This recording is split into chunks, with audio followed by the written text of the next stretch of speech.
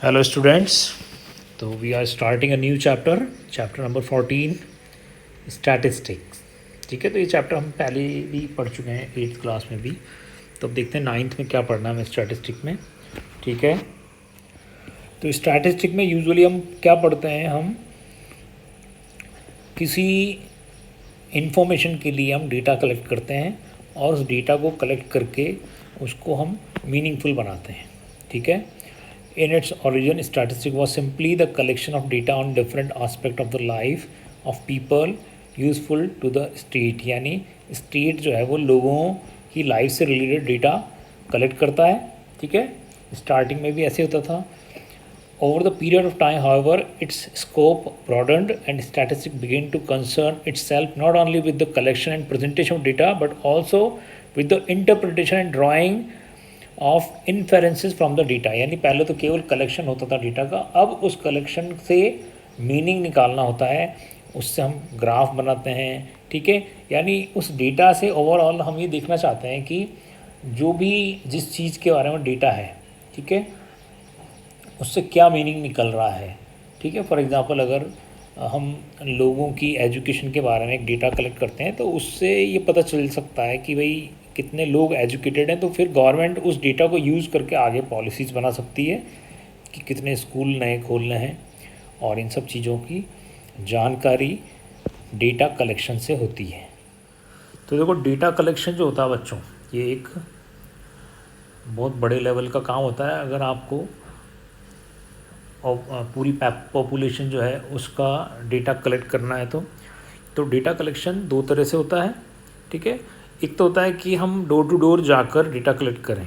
ठीक है, जो इन्वेस्टिगेटर है वो खुद एक टीम बनाए और उस टीम को घर घर भेज कर डेटा कलेक्ट कराए। ठीक है, तब उसको इस तरह के डेटा को हम कहते हैं प्राइमरी डेटा। ठीक है, इसको हम कहते हैं प्राइमरी डेटा। लेकिन सेकंड केस में क्या होता है, कई बार जब टाइम नहीं है तो पहले से ही किसी ने जिसके पास डेटा कलेक्ट है, हम ऐसी एजेंसी से डेटा को परचेज कर सकते हैं, हायर कर सकते हैं, तब इस तरह के डेटा को हम कहते हैं सेकेंडरी डेटा। ठीक है, तो ऐसा होता है जैसे अभी हम गूगल पे अकाउंट बनाते हैं तो गूगल हमसे हमारी इन्फॉर्मेशन लेता है। ठीक, एज पूछता है, डेट ऑफ बर्थ पूछता है, मोबाइल नंबर, ठीक है, तब जाके हमारा अकाउंट बन पाता है। तो वो जो डेटा है हमारा सारा गूगल के पास है। फिर वो गूगल जो है वो डेटा किसी एड एजेंसी को बेच सकता है, जिसको मान लो हम कोटा में रहते हैं और कोटा के लोगों का डेटा चाहिए किसी एड एजेंसी को, किसी कोचिंग इंडस्ट्री में किसी कोचिंग इंस्टीट्यूशन को डेटा चाहिए उस एरिया के बच्चों का, तो गूगल के पास वो डेटा है। तो गूगल से वो कहेगा कि भाई हमें कोटा के इस एरिया के बच्चों के मोबाइल नंबर चाहिए। तो गूगल जो है उसके पास वो डेटा सारा अरेंज है, क्योंकि उसने हमसे भरवा रखा था वो सारा इन्फॉर्मेशन। तो फिर गूगल जो है उससे फेसबुक या कोई सी भी इस तरह की जो ऑनलाइन प्लेटफॉर्म्स हैं उनसे वो कोचिंग इंस्टीट्यूशन वो नंबर ख़रीद सकता है और फिर वो बच्चों को अप्रोच कर सकता है। तो इस तरह का जो कलेक्शन ऑफ डेटा होता है इसको हम कहते हैं सेकेंडरी डेटा। तो एक्सरसाइज 14.1 में कहा है कि फर्स्ट क्वेश्चन में give 5 examples of data that you can collect from your day to day life. ठीक है, हम कौन कौन से डेटा कलेक्ट कर सकते हैं। ठीक है, तो हम लोगों की एजुकेशन के बारे में डेटा कलेक्ट कर सकते हैं। इसके अलावा हम ये डेटा कलेक्ट कर सकते हैं कि कॉलोनी में हर घर में कितने प्लांट्स हैं, इससे पता चलेगा कि लोग कितना अवेयर हैं प्लांटेशन को लेकर। ठीक है, ये डेटा कलेक्ट कर सकते हैं कि लोगों के पास कितने व्हीकल हैं। ठीक है, ताकि पता चले कि लोग जो हैं वो कितने अवेयर हैं अपनी इकोलॉजी को लेकर। तो इस तरह के हम डेटा कई कलेक्ट कर सकते हैं। तो ऐसे कुछ एग्जांपल आप भी सोचिए। और फिर कह रहा है कि classify the data in question 1 above as primary और सेकेंडरी डेटा। तो उसको फिर क्लासीफाई करो। तो अगर सारा डेटा तुम होम टू होम जाके ले रहे हो तब तो वो जाएगा प्राइमरी डेटा। लेकिन अगर हम किसी डेटा को किसी कंपनी से ले रहे हैं, ठीक है, तो फिर उसको हम कहेंगे सेकेंडरी डेटा।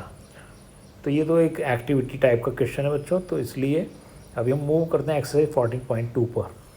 ठीक है, तो उसके बाद बच्चों डेटा कलेक्शन के बाद दूसरा काम होता है डेटा को ऑर्गेनाइज करना, उसको ऑर्डर में जमाना ताकि वो मीनिंगफुल हो पाए। ठीक है, एक साथ बहुत सारा डेटा ला के रख दिया तो वो मीनिंगलेस डाटा है, उसमें हमें मीनिंग निकालने के लिए उसको पहले ऑर्गेनाइज करना पड़ेगा, टेबुलर फॉर्म में जमाना पड़ेगा।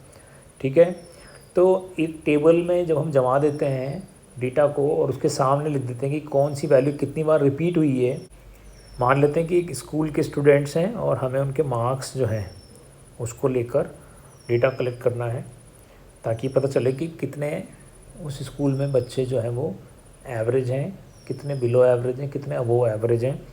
तो अगर हम डेटा कलेक्ट करते हैं, मान लो किसी क्लास के मैथ्स बच्चों के जो मैथ्स में मार्क्स हैं, तो ऐसा होगा कि जो सेम मार्क्स है वो भी कई बच्चों के होंगे। जैसे 10 मार्क्स हैं, 10 आउट ऑफ 10 भी कई बच्चों के होंगे, तो फिर हम उन सब बच्चों के अलग अलग नहीं लिख के 10 के आगे उतने नंबर लिख देंगे। मान लो 5 बच्चों के 10 मार्क्स आए हैं तो 10 के आगे 5 लिख देंगे। तो इस तरह की जो हम टेबल बनाते हैं उसको कहते हैं फ्रीक्वेंसी डिस्ट्रीब्यूशन टेबल। ठीक है, तो वो हमें इस एक्सरसाइज में बनानी है। तो फर्स्ट क्वेश्चन जो है उसमें कहा है the blood group of 30 students of class 8 are recorded as follows. ये क्लास 8 के 30 बच्चों का ब्लड ग्रुप है, ABOO इस तरह से। तो कह रहा है ये तो बिल्कुल स्कैटर्ड वे में है। अब कह रहा है represent this data in form of frequency distribution. इसको आप फ्रीक्वेंसी डिस्ट्रीब्यूशन टेबल की फॉर्म में जमाओ। Which is the most common and which is the rarest blood group among these student. फिर कहता है कि जब वो टेबल बन जाए तो ये बताओ कि कौन सा सबसे ज़्यादा कॉमन है, यानी कौन सा ब्लड ग्रुप सबसे ज़्यादा बार रिपीट हुआ है, and which is the rarest among these student, और सबसे कम पाया जाने वाला ब्लड ग्रुप कौन सा है। ठीक है, तो हमें बनानी है ब्लड ग्रुप की फ्रीक्वेंसी डिस्ट्रीब्यूशन टेबल। तो यहाँ पे तो हम लिखेंगे ब्लड ग्रुप।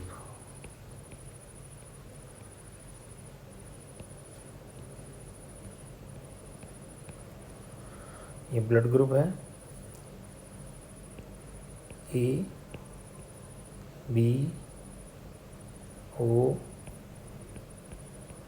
AB।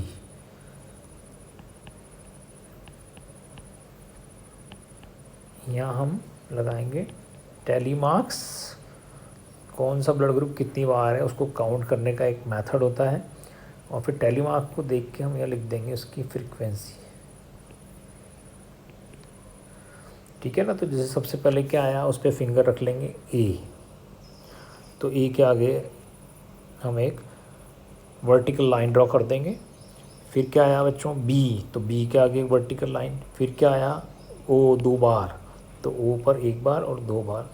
फिर AB, then again O, then A, फिर OBAO, तो OBA, और फिर एक और O आया। तो 4 के बाद जो अगला है बच्चों उसके लिए हम इस ग्रुप को कैंसिल कर देते हैं, तो 5 का एक बंडल हो गया। ठीक है, तो OBAO हो गया। अब है BAOO, तो BA फिर OO, फिर है ABOA, ABOA, फिर है AOOAB, AOOAB, फिर है BAOB, तो BAO और B, फिर है ABO, तो ये A, फिर ये B, फिर ये O। हो गए। तो इस तरह से हम फ्रीक्वेंसी डिस्ट्रीब्यूशन टेबल बना सकते हैं। Now will write the frequency, tally marks को काउंट करके लिख देंगे। तो A जो है वो 5 और 4 9 टाइम आया है वो।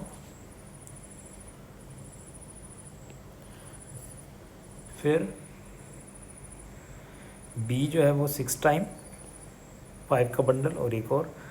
O जो है उसमें 5 के 2 बंडल और 2 और, तो ये हो गया 12, और AB में है 3। ठीक है, अब हम इनको ऐड करके देखें। 9 + 6 15 + 2 17, 3 20, 2 + 1 3, तो 30। स्टूडेंट भी कितने थे 30, इसका मतलब ये सही है। तो इस तरह से बच्चों हमें ये फ्रीक्वेंसी डिस्ट्रीब्यूशन टेबल फॉर्म करनी है। ठीक है, बहुत ईजी है, लेकिन ध्यान रखना कि इसमें एक मिस्टेक होते ही गलत हो जाएगा, मार्क्स नहीं मिलेंगे और हमें पता भी नहीं चल पाएगा, इसलिए carefully. Now in second question, the distance of 40 engineers from their residence to their place of work was found as follows. ये 40 इंजीनियर जो हैं उनके घर से ऑफिस की जो डिस्टेंस है वो दी हुई है और कह रहा है construct a grouped frequency distribution table. इस बार हमें क्योंकि डेटा ज़्यादा है इसलिए ग्रुप्ड फ्रीक्वेंसी टेबल बनानी है क्लास इंटरवल की फॉर्म में. उसी ने सजेस्ट कर दिया है विद क्लास साइज़ 5, हमें 5 का गैप रखना है और एग्जांपल भी दे दिया है कि फर्स्ट इंटरवल जैसे 0 to 5 का रख लो. और हमें पता है 0 to 5 में 5 इंक्लूडेड नहीं होता है. 0 to 5 में 0 से लेके 5 से कम तक की वैल्यूज़ आती हैं और 5 to 10 में आएगा 5. ठीक है, तो ये उसी ने सजेस्ट कर दिया है. तो कह रहा है what main features do you observe. फिर जब बन जाएगा तो बताना है कि तुमने क्या ऑब्जर्व किया ये डिस्टेंस के बारे में. तो देखते हैं, पहले हम बनाते हैं फ्रीक्वेंसी डिस्ट्रीब्यूशन टेबल ग्रुप्ड में. ठीक है, तो सबसे पहले है हम क्या क्या डिपिक्ट कर रहे हैं यहाँ पे, डिस्टेंस. फिर यहाँ आएगा अपना टैली मार्क्स, फिर आएगा फ्रीक्वेंसी. तो डिस्टेंस में क्या आएगा, तो सबसे पहले 0 से 5 किलोमीटर डिस्टेंस वाले, फिर 5 to 10 वाले, फिर 10 to 15 वाले. तो कहाँ तक लेंगे, तो सबसे बड़ी वैल्यू क्या आ रही है, सबसे बड़ी वैल्यू है 32. तो इसका मतलब हमें 30 के आगे तक वैल्यू चाहिए. तो 10 to 15, फिर 15 to 20, फिर 20 to 25 किलोमीटर, फिर 25 to 30 किलोमीटर वाले, फिर 30 से 35 किलोमीटर डिस्टेंस वाले. ठीक है, ये तो आगे डिस्टेंस किस में, इन किलोमीटर. अब टैली मार्क्स लगाने हैं, तो देखते हैं. सबसे पहले क्या है, सबसे पहले है 5. ठीक है, तो 5 किस में आएगा बच्चों, हमें पता 0 to 5 में तो 5 नहीं आता है, 5 आएगा 5 to 10 वाले में. तो ये 5 to 10 के आगे 1 लगा दिया हमने. फिर क्या है 3 है, तो 3 किस में आएगा, 3 फर्स्ट वाले में गया. फिर क्या है 10 किस में आएगा, 5 to 10 में या 10 to 15 में, 10 to 15 में आएगा. फिर है 20 किस में आएगा, 20 to 25 में. फिर है 25, तो 25 किस में आएगा, 25 to 30 में. फिर है 11, तो 11 आएगा 10 to 15 में. फिर है 13, तो 13 आएगा अपना थर्ड इंटरवल में. ठीक है, फिर इसके बाद क्या है 7 12, 7 और 12. तो 7 आएगा सेकंड में, 12 आएगा थर्ड में. फिर 31 है, तो 31 तो लास्ट में आएगा. फिर है 19, 15 to 20 में आएगा 19. फिर है 10, वो आएगा 10 to 15 में. तो ये 4 हो गए हैं, तो एक कट कर देते हैं, 5 हो गए. फिर है 12, 17, 18. तो 12, 17, 18. फिर है 11, 32, 17. तो 11 किस में आएगा, फिर 32 और फिर 17 आएगा 15 to 20 में. फिर है 16 2, तो 16 आएगा अपना फोर्थ वाले में. तो ये 4 हो चुके हैं, तो ये कट कर दिया, तो ये 5वां आ गया. फिर है 2, तो 2 तो फर्स्ट में आ जाएगा. फिर है 7 9, 7 9 7 8. तो 7 किस में आएगा बच्चों, 5 to 10 में. 9 किस में आएगा, 5 to 10 में. फिर 7 किस में आएगा, 5 to 10 में. तो ये काट दिया. और फिर 8 किस में आएगा, तो 8 भी 5 to 10 में आएगा. 7 9 7 8 हो गया. अब 3 5 12 15. तो 3 फर्स्ट में, 5 सेकंड में, 12 थर्ड में और 15 फोर्थ में. ठीक है, फिर 18 3. तो 18 तो आ जाएगा इसमें 15 to 20 में और 3 आ जाएगा फर्स्ट में. फिर 12, 14, 2, 9, तो 12, 14, 2 और 9,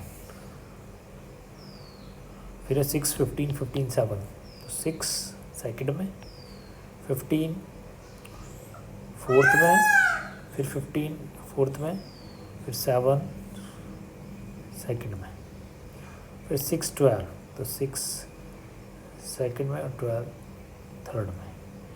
तो फ्रीक्वेंसी होगी 5, सेकंड में होगी 5 और 5 के 2 बंडल और एक 11, फिर थर्ड में 5 और 5 के 2 बंडल और एक 11, फिर 5 + 4 9, फिर 20 से 25 में 1, फिर 1 और फिर 2, ठीक है।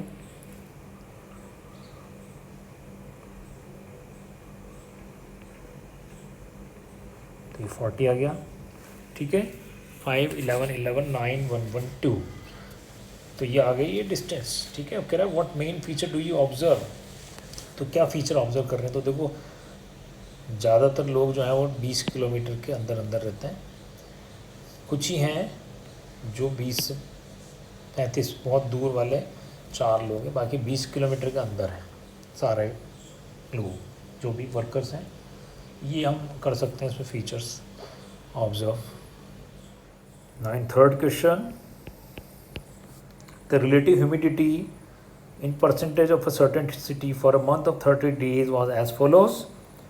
तो ह्यूमिडिटी दी हुई है परसेंटेज में, वो कह रहा है construct a group frequency distribution table with classes 84 to 86, 86 to 88, ऐसे दो का गैप लेना है हमें। फिर कह रहा है विच मंथ और season do you think this data is about and what is the range of this data. तो सबसे छोटी वैल्यू क्या है बच्चों, सबसे छोटी वैल्यू है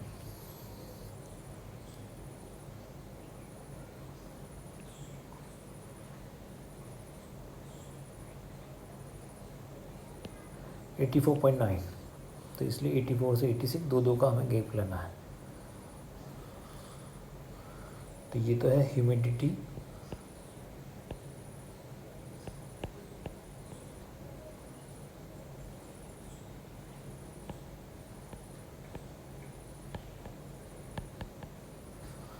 ये हो गया रिलेटिव ह्यूमिडिटी। फिर है टेडी मास और फिर है फ्रीक्वेंसी।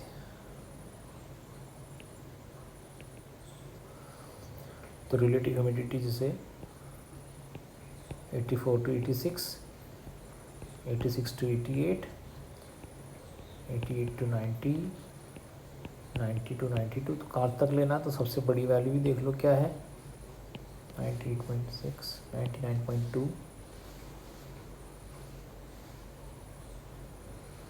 99.2 है, तो यानी 100 तक जाना है हमें।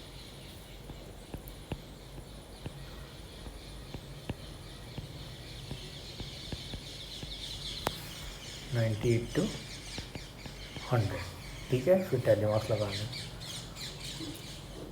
तो देखो भाई सबसे पहला 98.1, तो वो आएगा लास्ट में।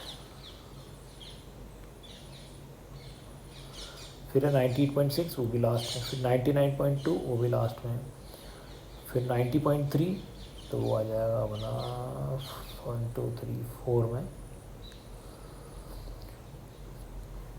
फिर 86.5, फिर 95.3, फिर 92.9, फिर 96.3 सेकेंड लास्ट में आ गया। फिर 94.2, तो ये आ गया अपना थर्ड लास्ट में। फिर 95.1, ये भी थर्ड लास्ट में। फिर 89.2, तो 89.2 आएगा 88 से 90 के बीच में। फिर 92.3, 92.3, फिर 97.1, फिर 93.5, तो ये आ जाएगा फोर्थ लास्ट में। फिर 92.7 फोर्थ लास्ट में। 95.1 थर्ड लास्ट में। 97.2 second last 93.3, fourth last 95.2, third last में 97.3, सेकंड लास्ट 96.2, सेकंड लास्ट में 92.1, सेकंड में फोर्थ लास्ट में 84.9, फर्स्ट में 90.2, फोर्थ में 95.7, थर्ड लास्ट में 98.3, लास्ट में 97.3, सेकंड लास्ट में 96.1, सेकंड लास्ट में फिर 92.1 और फिर 89 थर्ड में जाएगा। ठीक है बच्चों, तो ये आ गई है। तो 1 फिर 1 2 फिर 2 फिर 7 और 5 + 1 6 फिर 7 और फिर 4।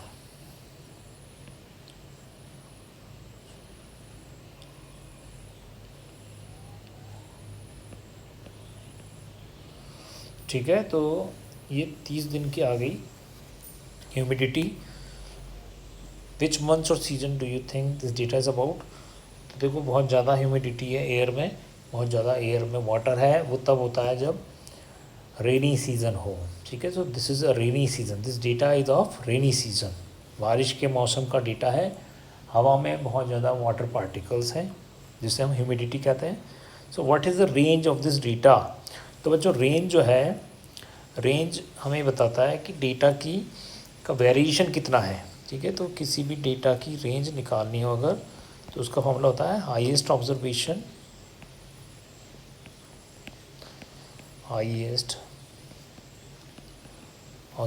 माइनस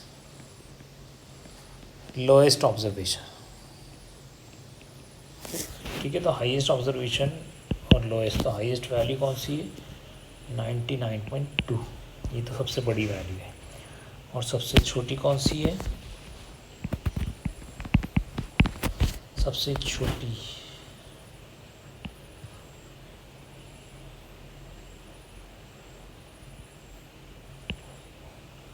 84.9।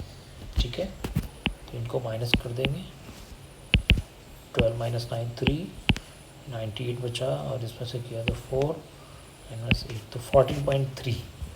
यानी range of the data is 14.3, यानी हमने लगभग 14.3 डिफरेंट वैल्यूज़ को दिखाया है।